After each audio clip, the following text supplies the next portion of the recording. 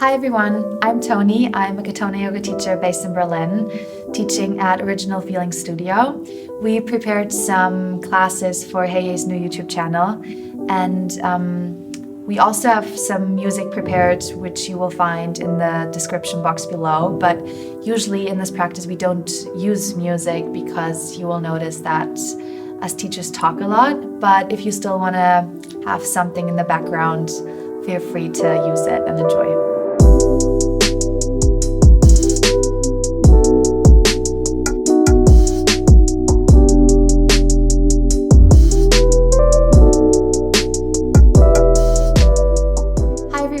My name is Toni. This will be a 20 to 30 minute Katonah Yoga class. This is Pia. She'll be my demo girl for today. We'll use 2 blocks and a strap for this practice. And let's just get right into it. And let's start on hands and knees.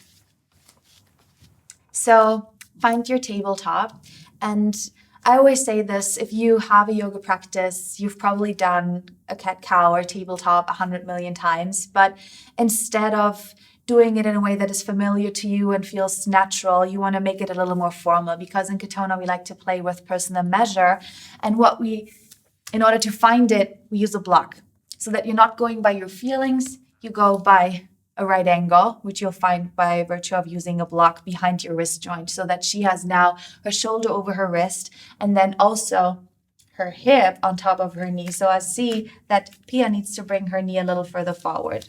Good.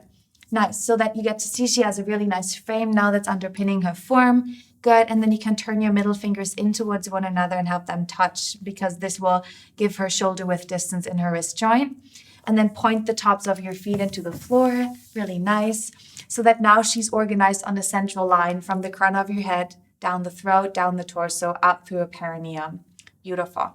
But knowing that nothing in nature is a straight line, or nothing in the body is meant to be straight. So the goal will be not to be a straight line, because when you align, you're rigid and you break. The goal is to be a sphere of influence. So now when she's set up in form, she can put a wave into it and begin to move her cat and cows. Yeah, great. Good. And start and just find your own pace for now. Good. I always talk about or think about this like I'm tuning my instrument, so I'm just getting attuned to my own breath and checking in with myself on the mat, rounding and arching, mediating between a forward bend and a back bend. Good. Nice. And then you can make your breath a little stronger, a little more forceful. Nice. So that the people at home can hear it. Good. So that it starts to turn into a pranayama practice. Good. So keep breathing in and out through your nose and make it forceful. And then start to pick up the pace. Knowing that as you keep doing these, speed is personal. So you don't do this for me. You don't do this for other people, or your family or your friends. You do this for yourself. So you're here to mediate your own circumstances. So if you have the desire to kick your ass like crazy, follow your bliss and do so. But you can also take it nice and easy, and then just ever so slightly go a little faster than it feels comfortable and really nice. Because in order to change your inner chemistry and to change your inner state, it needs some healthy aggression and agitation to get somewhere else. So go a little faster. Nice. And keep reminding yourself to shift the weight forward so that you're not losing the right angle on your wrist joint. There we go. And this is where we play the biggest metaphor in this practice, which is the body as your house. So imagine now your house has 3 floors and 9 rooms in it. And let's just think about the lower body being the basement of your house. So this is your foundation. This is your first floor, lower body, everything that's beneath the surface. And now just imagine underneath yourself, you have the boiler room where you light the pilot light, so that as you fuel this fire underneath yourself with air, it can rise all the way up to your living quarters. Nice. Keep pumping. Maybe go faster. Great. And the living quarters is the area from your hips all the way up to your mouth. And this is where you nourish all of your vital organs and glands. So pump your heart and stretch your liver and pump the heart. Nice. Pump your lungs. Fill it with the spirit of your mind. And imagine that your heart is the second heat source in the body.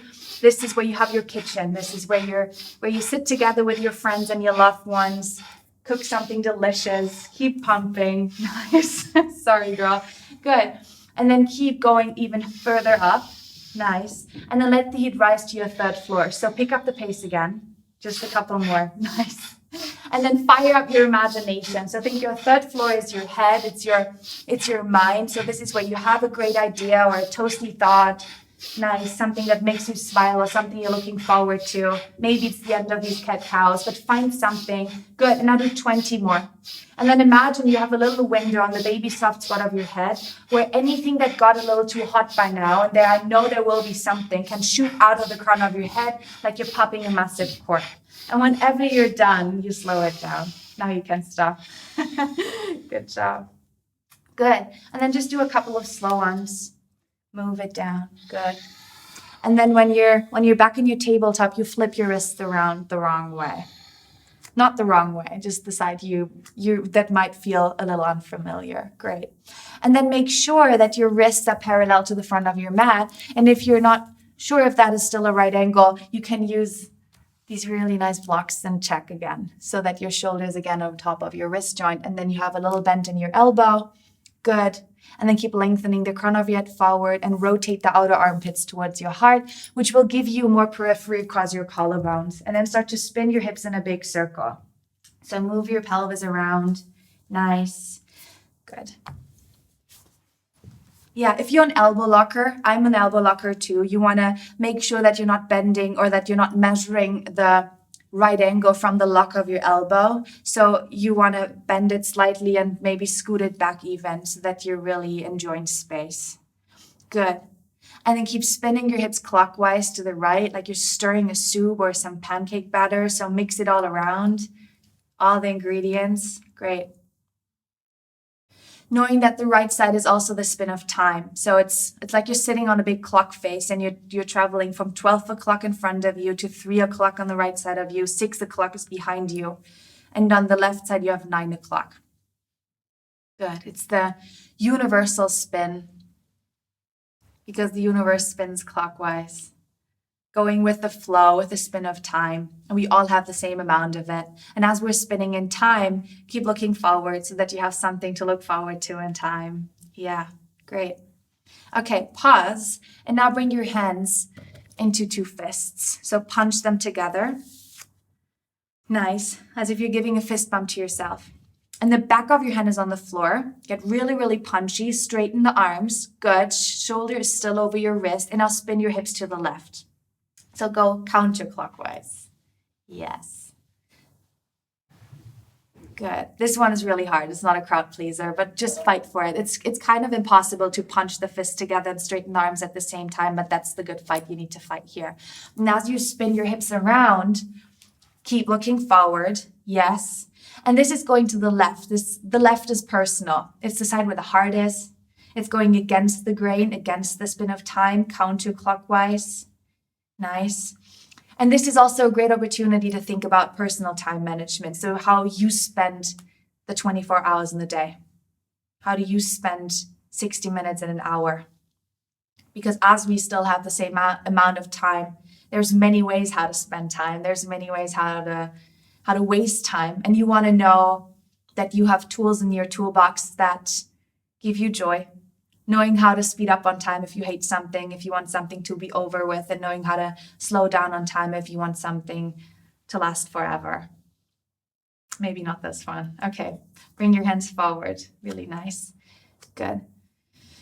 Nice. So make really crisp contact. So just plant the hands down for a moment, especially when your wrists are shaking or when they're really feeling they're about to snap. They won't, but at any point you can always bring them press them down into the mat because it's really contact that grounds the wires. Good. Now start to flip your wrists around. So just flip and then unflip and flip and unflip. Great. Good. Nice. So think about like pressing and lifting off at the same time so that you're not just smushing your hand into the floor. The metaphor I like to use here, we have so many food metaphors, but it's like your hand is like a pancake on a hot griddle. So you don't want to burn your pancake, should be nice and flippant. Beautiful. Good. If you want to add more heat to the practice, feel free to do this in a plank pose. So tuck both toes under and lift your knees off the floor. Maybe you want to demo that for a moment. Nice. Good. And then still be so light like a little kitten. So you don't want to hear a thing if Pia is doing that. Let's see.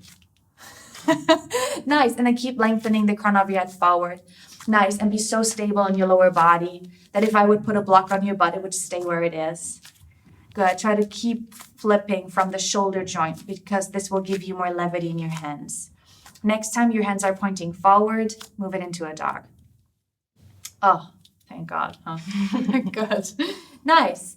And then just walk your dog and do whatever you need to do here after pumping and flipping and pushing for so long. Great. So make this personal. Move from hand to hand and foot to foot. Nice. And then once your dog feels happy and satisfied here in its form, you can start to formalize it. So now that you move through your personal rituals in your dog, you can formalize it and find the archetype of strength, structure, and stability, which is an equilateral triangle. So what we're looking for here are 60 degrees in your hip joint, in your wrist, and in your ankles. In order to find that, come forward into your plank pose. And again, you want to measure right angles from your shoulder to your wrist. So you really get to see every form we're playing with is underpinned by the simple geometry from the beginning. Nice. And then move it back to your downward facing dog. Good. Bend your knees, stick your butt way, way up. And then measure your feet in hip distance. That's it. She knows this one already. So it's how to measure is one heel towards the opposite big toe. If you want to be really sure, you do both sides. Good girl. Nice. Great. And then keep a little bent in your knees and stick your butt way, way up. And imagine there's an eyeball on the back of your knee joint and the upper eyelash is going up towards your sits bones. The lower eyelashes are going down. So that this really physical all of those physical movements she did in her dog before are becoming a little more implicit. So it's nothing anymore that I get to see when I'm looking at her because it seems to be static maybe from you at home when you're looking at her at the camera. It looks like she's static, but it's incredibly dynamic because now she just moves currency through her form. So her legs are staying super active by just keep moving the back of her legs in two directions. Nice. Now press the pointer finger knuckle into the floor and then rotate your outer armpits towards your heart so that she keeps the periphery across her collarbones and that she has the same frame from the beginning in the tabletop. Because this is like a window for her lungs eventually so that they can pop forward and through. And in order to find that, ever so slightly look forward. So have your arms aligned with your ears in line with your arms. Great. So that she's not looking forward from throwing her chin out. It's really the lower body, pubis, navel, sternum, crown of head that gives her a back bend or this like looking out, being full of desire. Nice. Okay. Now take your right hand and put it on your back. Good. Keep moving the right elbow out to its own side and shift more weight into your right foot and look forward. Nice. And then bring your right hand down. And then take your left hand, put it on your back. Shift the weight into your left foot rather, sorry. Good. Lengthen the crown of your head forward and look forward. Nice. And then bring your left hand down. And do that again. Right hand on your back, bring it down, and then left hand on your back and bring it down. So you always want to substantiate yourself with your lower body in order to be stable. And then light through your hands and then expressive through your vision. So good. Another way how to use the block here, you can also put it on the butt to check if you're really stable. So do that again. Ideally, the butt shouldn't move, shouldn't fall. No pressure. Nice. Great. And now all of a sudden, she's so light through her hands. Yeah. So quiet. So good. Okay, bring it down. Beautiful. Good. Move it forward to your plank pose again, and then back to your dog. Now find your 120-degree angle in your wrist joint. So come all the way forward and through. Find your up dog. Keep your toes tucked. Nice. And then move it back to your dog. And then keep folding and unfolding from your dog to your up dog to up dog a couple of times. Yeah. Good. And what she does really well is that she keeps looking forward. So instead of letting the back body guiding her, so if you've done a flow class before, you've probably seen this snaking forward a couple of times eventually. Do you want to do the snaking, like rounding? Do you know what I mean? So round it forward, tuck your chin and round it forward like a wave. Yeah. Like this? Yeah, event like this one, or just where you round it forward with your chin tucked. But here, you don't want to move it back to your dog. Yeah. But instead of rounding it forward, or how she just did it with like muscling through it and finding a chaturanga, she's now just folding and unfold from the hip joint, as if she's folding and unfolding a piece of paper in half. Because we say true strength is not a muscular grip, it's an intellectual construction.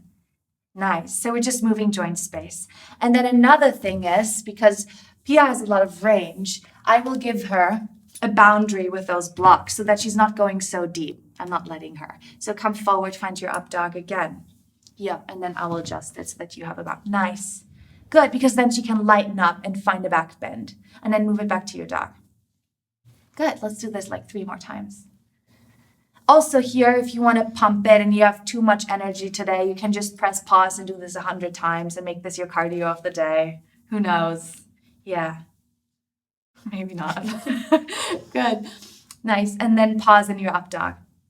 Now let's put everything together and let's just move. Let's add another fold to this form, as if we're thinking asanas like origami.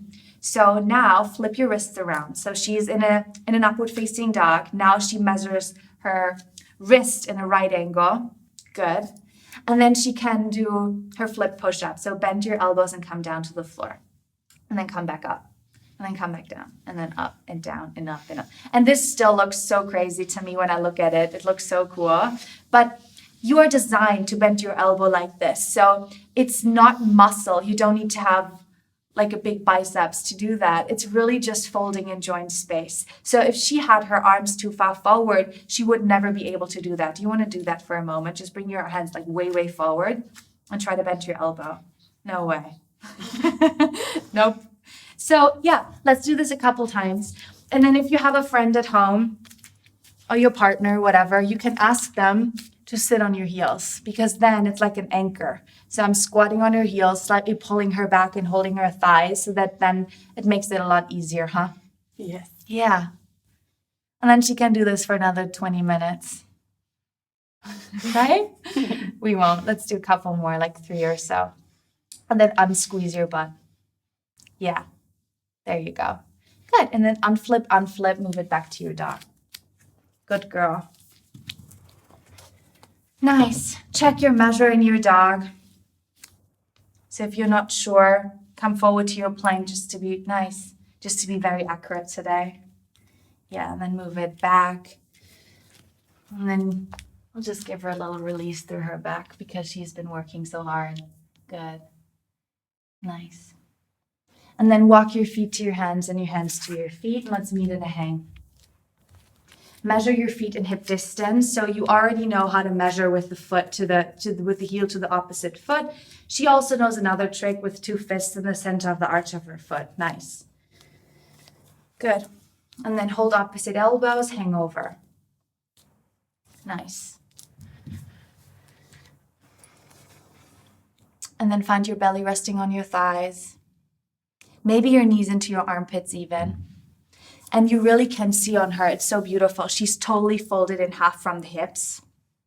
And she's fitting herself perfectly. And that's also in the esoteric dialogue, it's also such a great reminder that you really are. Because I think we're walking through life many times, at least we all did once, feeling not fitting in some way. And this practice just keeps reminding you that you're perfectly designed to fit yourself. Your belly fits your thighs. They're the same length. Your knees are fitting into your armpits. Your eyeballs fitting into your eye sockets, and your tongue fits your mouth. Nice. Think your tailbone goes up, pubis goes down, and your perineum faces the back wall. Nice. And then let your elbows go and just slide your hands under your feet for a moment. So that you're turning yourself into a closed circuit or like a snake eating its own tail. You can take an inhale, look forward, and then exhale, pour the belly further down, bend your elbows out. Nice. Maybe your head fits between your shins even, another fit. Good. Beautiful. And then just shift the weight forward into the balls of your feet and back into the heels of your feet. To keep this dynamic, nothing in life is static. And you're always in the middle, mediating the dialogue between what is happening in front of you. Everything in front is potential and your future, and everything behind you is your past and your memory. Good. Slide your hands out, maybe both at the same time. Good. And just let your arms dangle like wet noodles. Good. Keep your shoulders soft and bend your knees slightly as you roll yourself up, bone by bone by bone by bone. Great. So good. And then sweep the arms wide over your head and then hold opposite thumbs and just tick-tock side to side like you're shaping a crescent moon in the night sky. You can let your butt sway left and right. Feels really nice for your side body. Good. Beautiful. And then when you did a couple of those, you interlace your fingers to the webbing and you flip your palms way, way up towards the ceiling. Yeah, good. And then start to floss out your shoulders behind your head. So your arms are going or your hands rather, going in a big circle behind your head. You can reference a clock face if that makes sense to you. Going all the way around, couple times clockwise, couple times counterclockwise. And then keep your palms facing up as if you're carrying a tray with your favorite drink on top of it. Yeah, and then keep looking forward. Good. Take one more breath, reach your arms way, way up. And then with the breath out, just sweep the arms down in a wide circumference and roll yourself back down to the floor. Your head guides you bone by bone by bone by bone. Nice. Walk your hands forward on fingertips. There's no weight in your hands. Yes. Great. Good. And then keep the back bend, keep your belly on your thighs, and just walk your hands all the way over to the direction where the strap is. Yeah, I think it's 2 o'clock on your clock face. Oh, so good. Nice. Shift more weight into your left foot now as you reach over towards the right, and your hips are staying 3 o'clock and 9 o'clock, so you're just finding so much length to the left side. Keep your knees parallel, girl. Aha, good. And then walk your hands all the way over to the blocks to 10 o'clock. Yeah. Shift more weight into your right foot so that you always substantiate yourself with a cross reference. Nice. Good. Come back to the middle. Walk your hands down, walk your hands forward and press them down, then step your feet back and move it into a dog. Reorganize yourself in time and space, so make sure that you're formal and not personal. So come forward. Nice. Even though you've measured this by now like 10 times, do it anyways, because 1 degree of the compass is 60 miles in the ocean. So keep using the blocks to be really sure that you're measured well. Because if one fold in your origami is off, all of the folds that are coming after eventually will be off too. So it's worth to check in. Okay, lunge your right foot forward. Nice. Tap your back knee down, point to the top of your back foot. Nice. And then again, measure your right foot at a right angle. You know by now how this works. Great. Yeah, where your knee lands, the heel follows. Your hips are staying at 3 o'clock and 9 o'clock. And then walk your hands forward and up and find your crescent lunge. You can hold opposite elbows and bring them over your head. Nice. Throw the elbow out into the opposite palm. And then what I see on Pia here, which is very common, is that she really goes deep because she can. I won't let her, so we use the block as a boundary so that she can't go so deep. And instead of going deep all the time, she can find some rise. So lean against that block. So good. Let's check if she's still in a right angle. So good. How's that? Good. It's like now she doesn't hold it with muscle anymore. She has scaffolding that supports her form so that she can hold this for way longer, and that she can organize her, or that she has a structure that holds up over time so that her organs can function well. Organs are like furniture of your house. They move wherever you let them. Good. Bringing your arms over your head is like opening up your windows. Keep them like that. Like that. Sorry, girl. So when your arms over your head, your lungs can move forward. So this is like opening up your windows of your house. You get a nice cross breeze. The bad stuff can move out. The good stuff can come in. You get to see what's out there for you. Back bends give you a glimpse of the future. They crack the carapace of your back. Nice. Okay, bring your hands down and then move it back into a dog. I'll remove this one. Nice. So we're just folding and unfolding like a piece of paper. Lunge your left foot forward. Bring the back knee down and point to the top of your back foot. And then again, measure yourself in right angles through your front foot. And then you can again use the block as a boundary. I'll put it in front of her thigh. And you walk your arms forward and forward and forward until they don't have any other place but coming up. Is the block okay? Let's do it like that. Yeah. Nice. And then you hold opposite elbows so that the weird one is on the top. We always have one side we prefer, and you want to just do more things you don't do so often so that you develop more options in life, because options make you really powerful. Great. And then instead, when you look at her, it looks static, but it's not. She needs to move in every direction to be stable and to keep this alive. So press the back foot down. Think the back foot is your anchor. And then find your front foot, which is like your rudder. And then keep your arms up and think your arms are like your sail and you catch some wind. Nice. And then keep lengthening the crown of your head up like an antenna. Anchor yourself down through your perineum so that she becomes really a big sphere of influence. Good.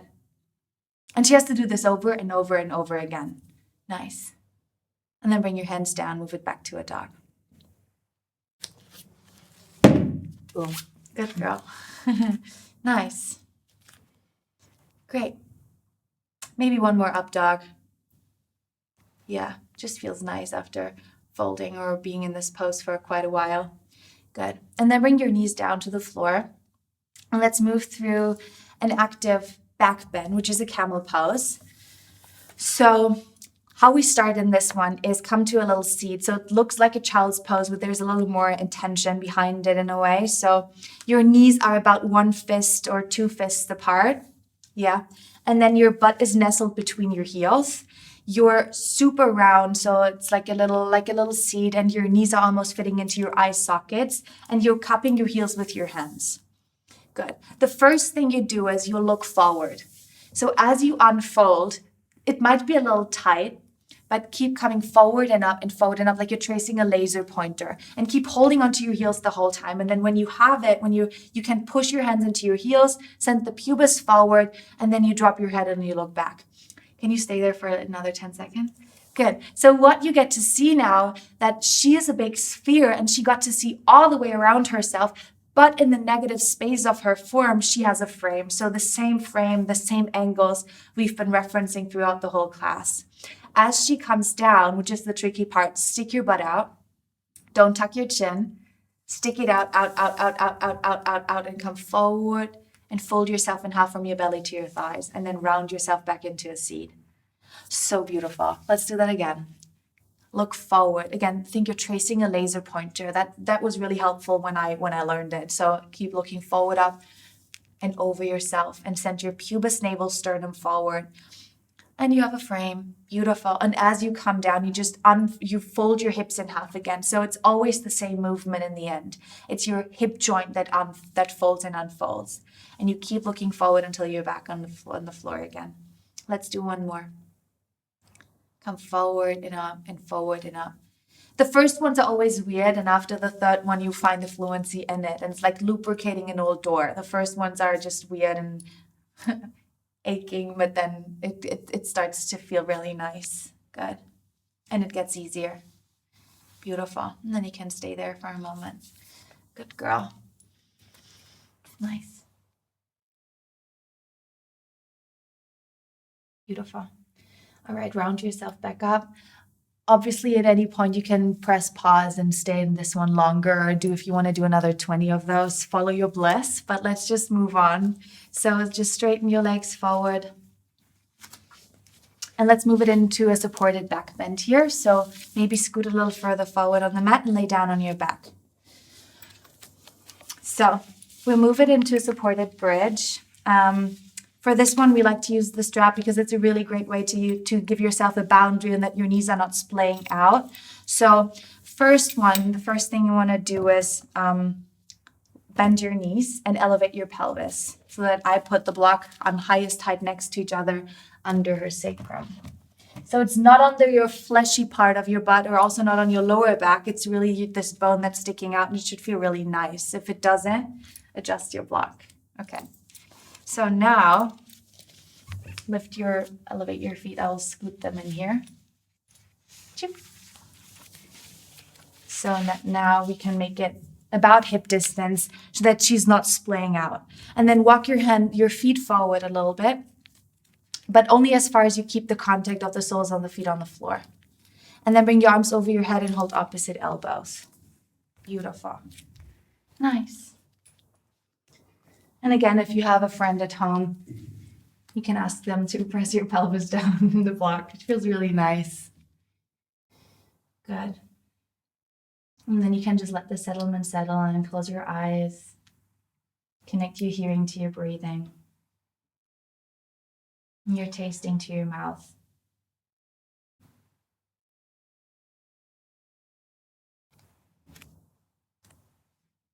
The fastest way to soothe your nervous system is just listening to the sound of your own breath and making it oceanic and tidal. And then I can just leave her here and grab a coffee. So you can always stay in these for as long as you like. I like to set a count for myself so that my practice has a beginning, a middle, and an end, and I have something to commit to. So you can start with 15 breaths. Maybe 20. If this is too high, set a lower count. If it's too low, add the number or the age of one of your loved ones.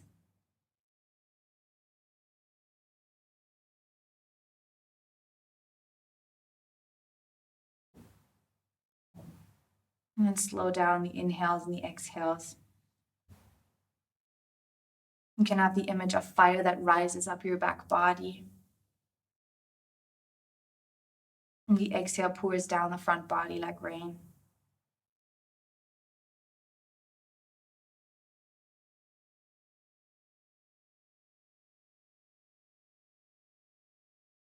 Nice.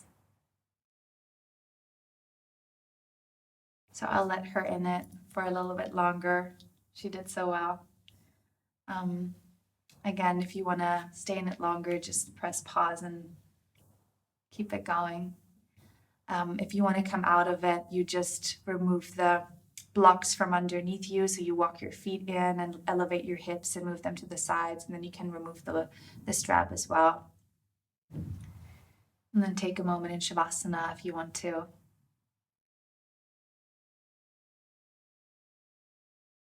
That's that. Thank you so much for joining, for watching. I hope you enjoyed this video, this class, and I hope to see you in the next one.